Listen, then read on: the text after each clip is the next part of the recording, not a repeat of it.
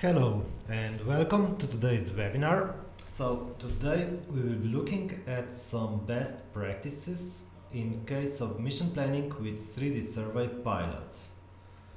So the topics that we will be covering today are best practices for recording 2D orthophotos, volume calculations, 3D models, road mapping, and there will be two additional topics that are for now only available for iOS version of our software.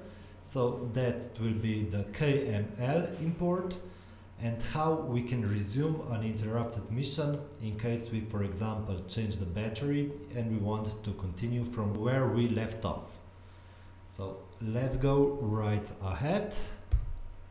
So the first option we will be looking at is 2D orthophotos.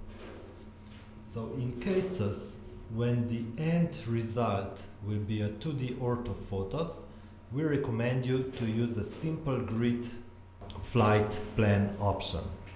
So this is the most simple option, and it's best because it won't produce too many photos. Because for orthophoto only the top-down images are required. So therefore we like not to complicate too much things, and we just recommend to use the single grid option. So as usual, we recommend you to use between 65 to 80% overlap and side lap. So the value that we recommend at this point will be 70%. We recommend you to keep the camera down at 90 degrees. For flying height, we recommend you to use 80 meters. That should give you 2 cm resolution with phantom drones. And to trigger cameras in flight. So the thing that makes the data accurate should be the ground control points. Most of you already know this. We recommend you to place the ground control points with 100 meters spacing. The difference is only for the RTK drones. There so many ground control points are required, so in that case 4 GCPs should be plenty. Now let's have a look at how we plan a mission in practice. Okay, so here we are on our iPad, so we will be first selecting a grid mission. Now we will place it on our area of interest and we will just stretch it to cover the area that we want to map. So in this case, using a rectangular mission is very beneficial because as a result we will also get a rectangular orthophoto map. So that's why a simple grid mission is also very useful. So now we have defined our area of interest.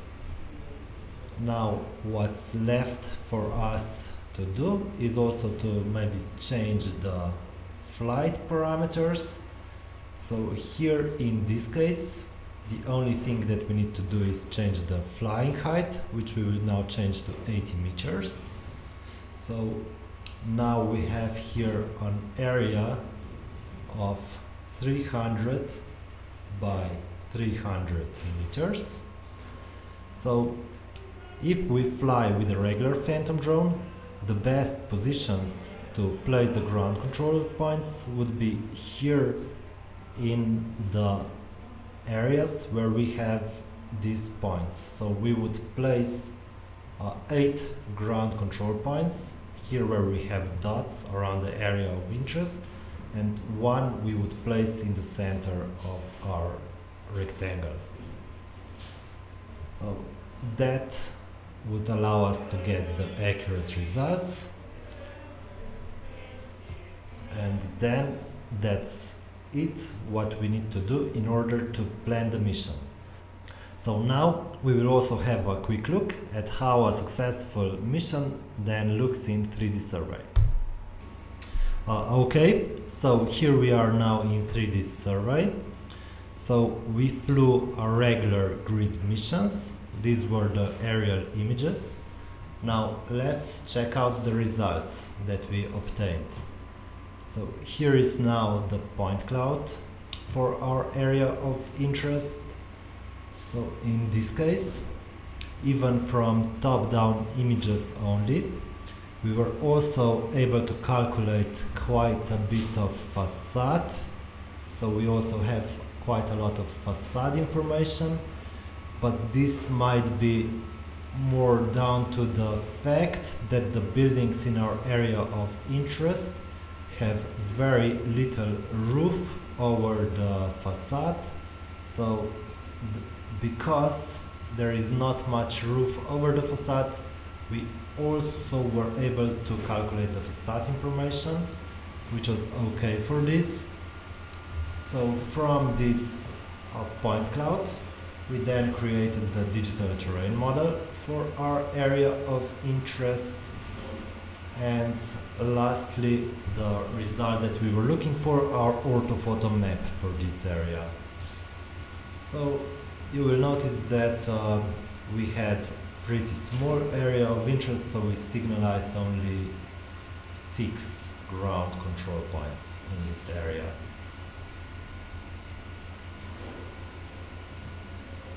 So this was now the first example. Now let's continue to the next one. The next step is volume calculations, or we also call these 3D focused missions. So in cases when we want to get a really nice 3D terrain, or we want to make a nice map that is 3D focused, in this case we can also fly double missions. So for this example we will say fly polygon missions, but of course you could also use the grid mission if you liked. So the overlap and side lap settings should be same. So if our area of interest will be bigger, you can decrease the side lap and keep the overlap at a high level, and if you decrease the side lap, so that will mean that with the same battery you will be able to cover bigger mission. Camera angle. So here in the case when we have single missions, we recommend to set camera angles to 90 degrees, so that means looking down.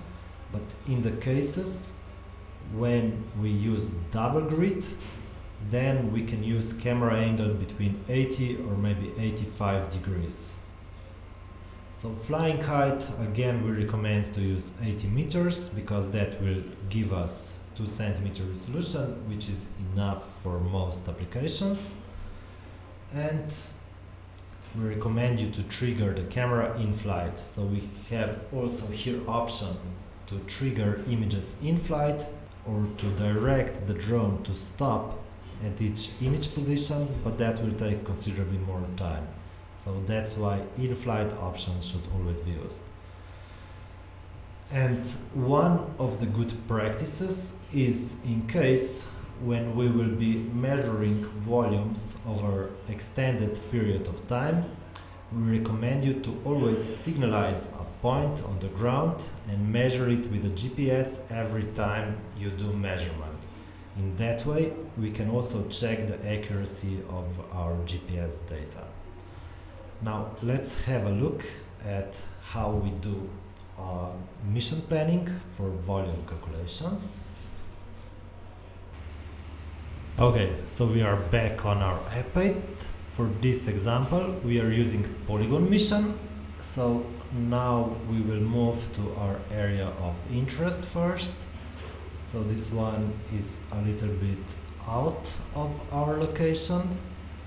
So we will zoom in here and tap to add the location of our polygon.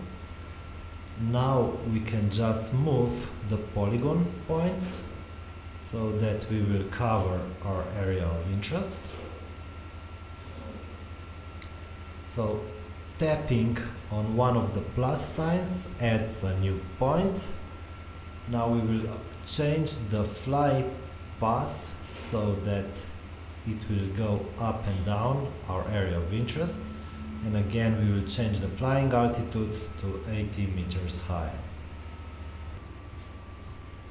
Because the flying path for this one would only take about 4 minutes, we can now use the double grid option instead of single grid type.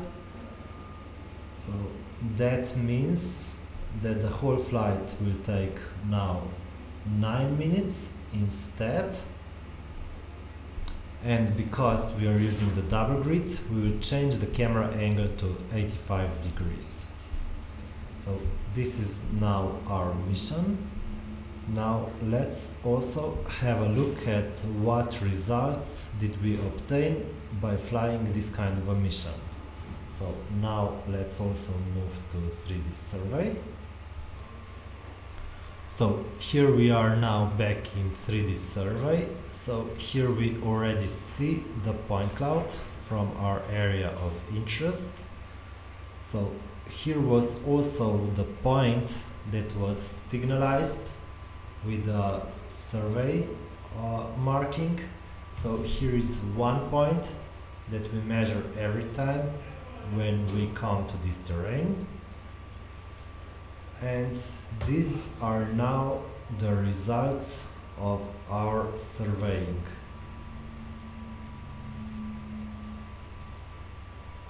So we have first measurement, second measurement. So here is our digital terrain model and our orthophoto for this area of interest. So what was even more important here were volume calculation. So this is what the situation looked with the excavation completed. We have here the situation before the excavations, and we have here the final situation. So based on these situations, we were doing the volume calculations. So here we see different volumes that we were measuring. So for excavations, for road, and for the piles of the material. We made some vertical cross sections that are displayed here. And here we have some volume calculations that were done for different parts of the terrain. So first we have the volume that was done for this road that was here, and for the backyard. So the big one for the new object, and then the volume of the material added to the site after the excavation was done, and material added to the site here. So it's a pretty complicated situation, but with these volumes we were able to show the excavations and the amount of material then added back to the site after the excavation was completed.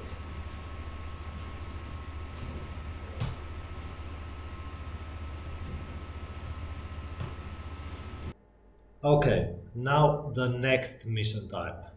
So when we want to create a 3D model of an object, maybe a house or a building, we can also use circular or ellipsoidal flying path.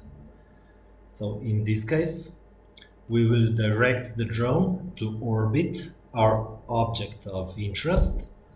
By default, you should set the angle between images to 10 degrees in horizontal direction.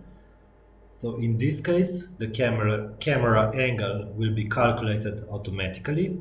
We will check that right in a couple of minutes. and altitude can be selected based on the diameter and angle we want. So in this example, it's important to note that the camera can also be manually adjusted if the view that we get is not the one that we want. And now let's have a look at how we plan a orbit mission. So we are back on our iPad, and in this example we're now setting a circle mission. So we will set the circle around this long building. Now we will increase our flying path. So now it's about 200 by 200 and 250 by 250. Let's decrease it a little bit. We can use the rotation tool here on the right in order to position it around. So we can also set the flying path to ellipse. So I'm just now finishing the fine-tuning the flying path.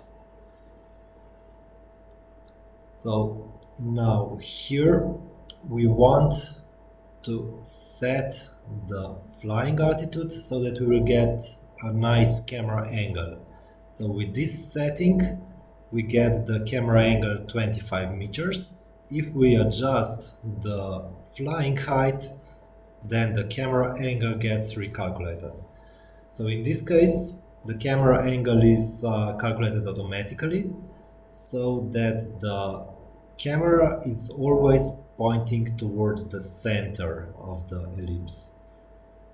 So if we decrease the diameter of our ellipse, then also the camera angle changes. So if we want to get 60-degree angle, so to have camera looking down at 60-degree angle, at this size we should fly at 115 meters altitude. Okay, just a little bit of problems with our display, with our flying path. Let's just get it back. Okay, so here it's now important to note that camera angle was calculated automatically, so that the drone will always be looking at the center of the ellipse, but during the flight, user always keeps the manual control of the camera. So if we change the angle of the camera based on our needs during the flight, we can change what images will be recorded. So that's always a good option for this kind of flights. Now let's have a look at a 3D model of a building that we created with this approach.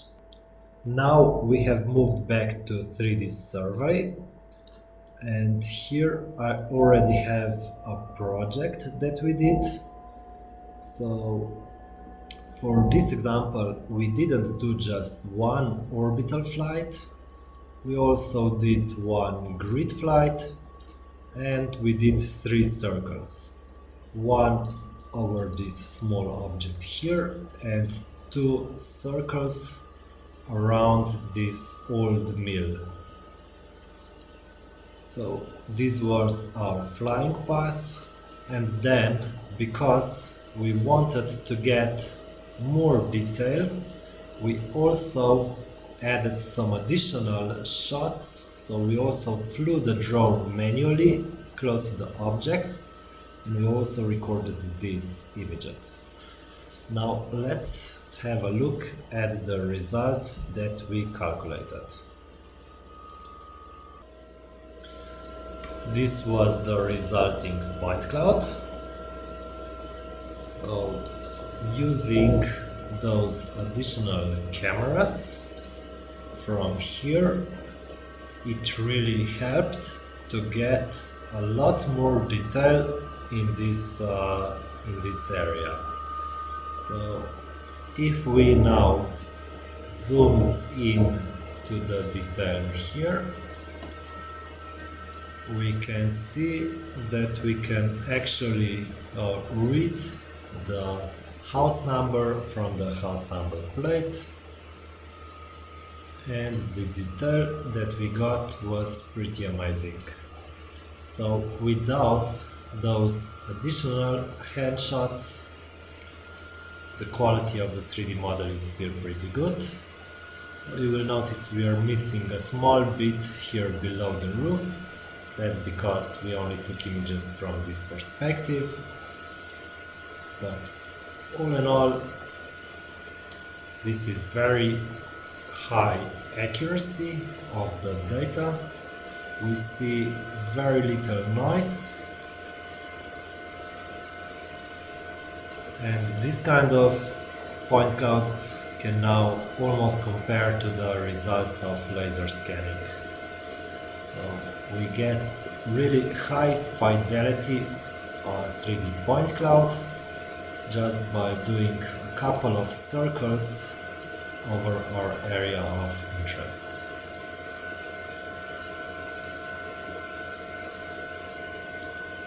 So what do you think? Pretty nice, huh?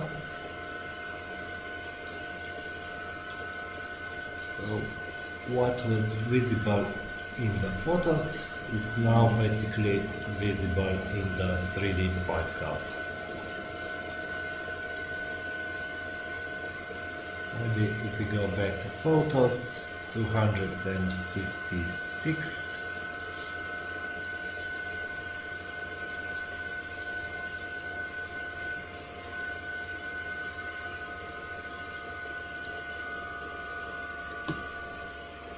So from this photo,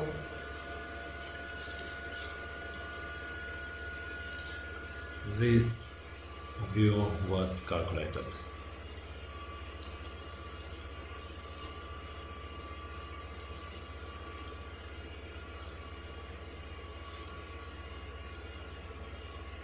Very close together, isn't it?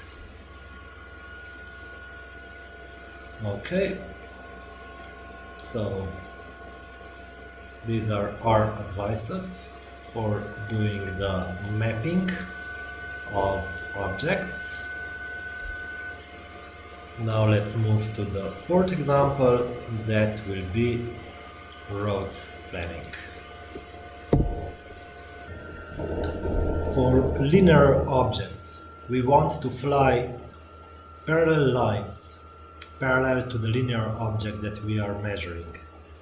So again, here we are using an overlap between 65 and 80%.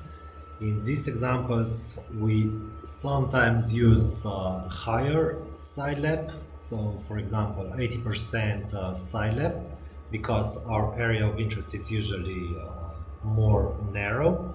We will see that later. Again, we use camera angle of 90 degrees and flying altitude of 80 meters. Now let's have a look at how we plan a mission in 3Dsurvey Pilot. Okay, here we are back in 3Dsurvey Pilot. Now for this mission, we will move again further away from our location to the area where we recorded the mission. So this one was pretty far off, and actually we measured this mission 1 week ago, so this data is pretty new. Okay, here we are. So here we will now just click to define the axis of the road that we want to map. So 3 kilometers, that was the length of the line that we did. So now here in the flight parameters we set how many lines do we want to fly. We set the flying altitude again. So in this case we will increase side overlap because we don't need to get such wide area, and the drone will fly up and down parallel to the axis that we selected. So we have different options. We can fly 3 or 4 lines, If we fly 3 lines, then the start and the end point will be at opposite ends. If we fly 4, 6 or such even number of lines, then start and end point will be on the same location. So depending on what you like, so in this example, what we did was when we flew, the operator walked this distance and then landed on the other side of the area of interest. So keep that in mind when you are selecting the number of lines. Now let's have a look at this project in 3Dsurvey. And we are back in 3Dsurvey. So this is what our area of interest looked like in 3D.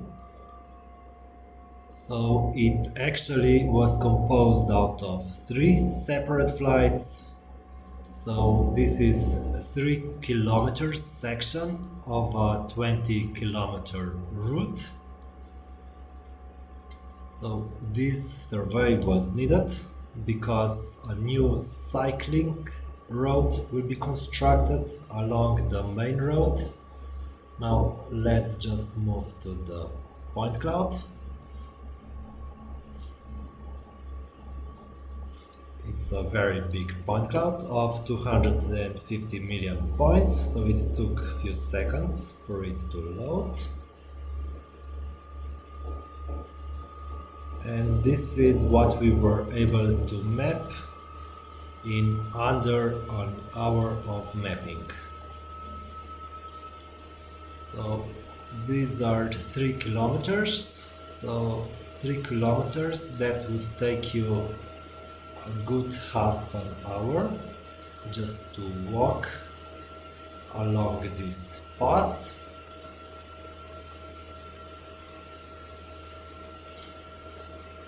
And for this example, the drone that was used was actually DJI Phantom RTK.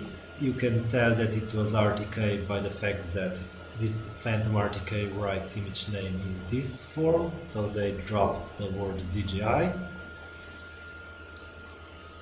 And here for this example we signalized quite a few ground control points, but then for processing we only used 2 ground control points on each of the sides. So 2 at the bottom, at the southern, and 2 at the northern part of our area of interest. And the rest of the ground control points, so those were the green ones. The green ones were used as ground control points, and those orange ones, the orange ones are only used as validation points. So then we can check what kind of accuracy would be obtained if only 2 ground control points were used here. I mean only 4 ground control points. So then these points, they are only used to check the accuracy of the data, and we see that we are around a centimeter accuracy in each direction. So then that comes that to 2 centimeters for this point. We are below 4 centimeter accuracy. Of course, the data would be even a bit higher if all points would be used as GCPs, so the middle points wouldn't be used as validation.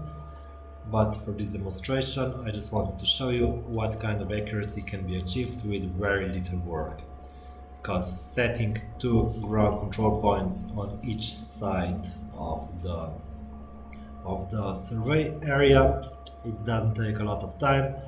Then the drone flight, for these 3 kilometers, it will take maybe 3 batteries, so that will then take maybe around 1 hour. And in less than half of day's work we can then get this kind of a result with a centimeter grade accuracy.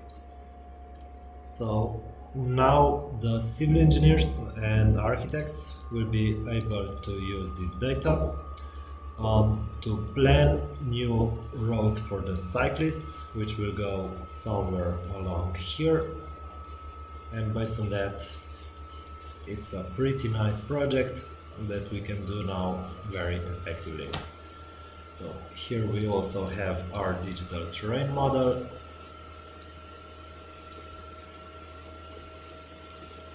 and of course also the orthophoto for our area of interest.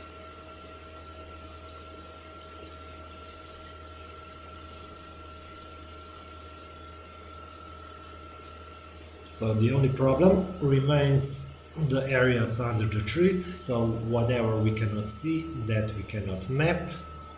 So here you see you still have a couple of this kind of areas. So unfortunately there's not much that can be done about that. But all in all, I would say an easy job. So less than a half day of work and you can get this kind of a result. So I think that's pretty amazing. Okay, so we have now looked at three basic mission types. So regular grid mission type for when our main result will be orthophoto of a rectangular area. Then we looked at how we plan missions when we are doing volume calculations. We looked at circular missions for doing 3D modeling of objects. And now lastly, road mission for mapping linear objects. Now let's move back to our demonstration. Now the newest iOS version of 3Dsurvey Pilot has some additional functionality, which is called KML import. So we had quite a few customers asking us about the ability to define missions in Office on desktop PCs, and then when you get out on the field you want to be able just to fly the mission, not select the flying path there. So we came up with a simple solution that allows you to draw missions on desktop PC. So we use Google Earth to define the flying path there, and then we can send it to our mobile device, to iPad, iPhone, and eventually in a month or two it also Android phone, and then we can there use that KML to define the mission area. So let's now have a look at how this is done. So we start by starting Google Earth.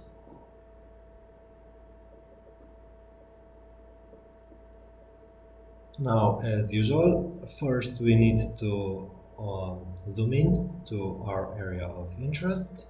So for our demonstration purpose, we will select this grass field here in the center. Then we just click create new polygon. We will name it polygon example. Okay, now we just start defining the polygon.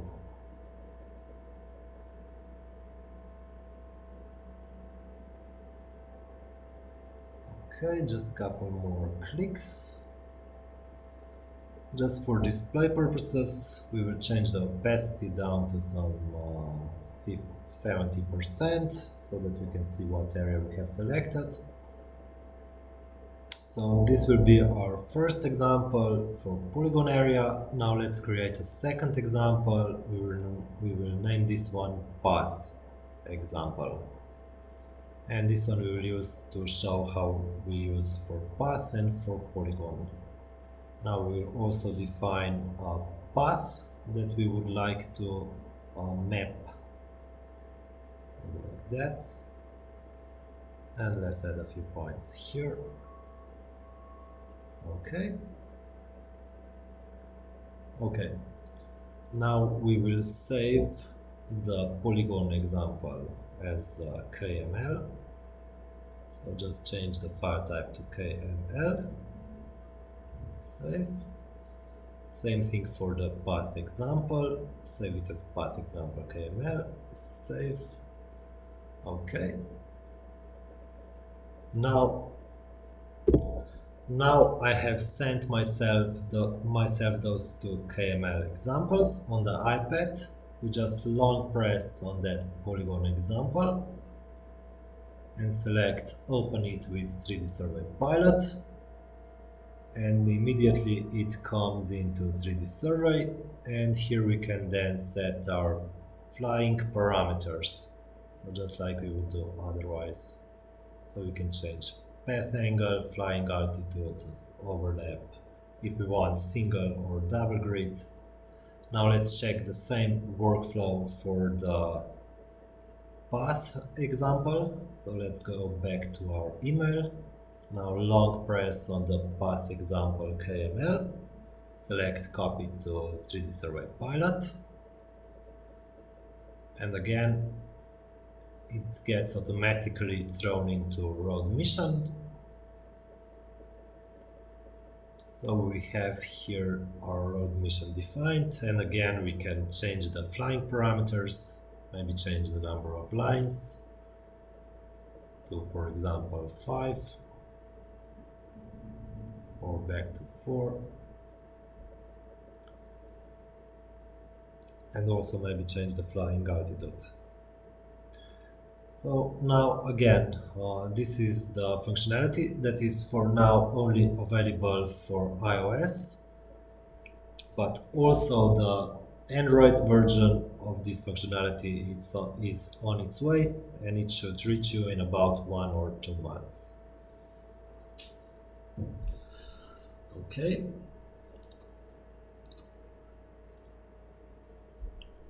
Now let's just check one more functionality that is only available for iOS for now.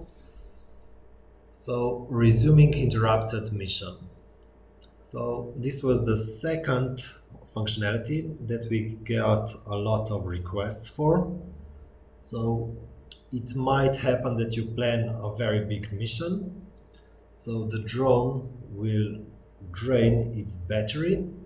So you need to land in the middle of your mission, you change your battery, and then you would like to continue from the last position that the drone was able to record the image for. So this latest version also has now this functionality. Now let's have a look at how this looks in practice. So we're running this demonstration in simulation mode. Now the iPad and the drone are connected to the PC where we are running the simulation, so that's why you're also able to see the drone position here. So we have defined a very simple mission, and we will show you now what happens when we interrupt the mission. So now we have clicked to start the mission, so the mission is being uploaded to the drone, and we press play, and the drone now begins to move to the first point of our selected area. So now it is beginning to record the aerial photos. We will record just a few, then we will press, now we have pressed cancel mission, so the drone is now returning to the start point.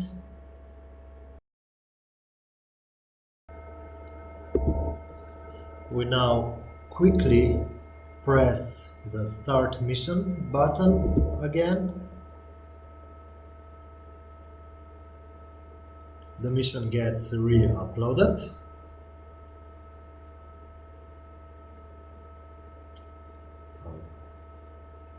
We press start again, and even though the drone was interrupted, it is able to continue from where it was at last. Let's cancel the mission once again. the drone starts heading back to the starting point. We can now also land it and change its battery.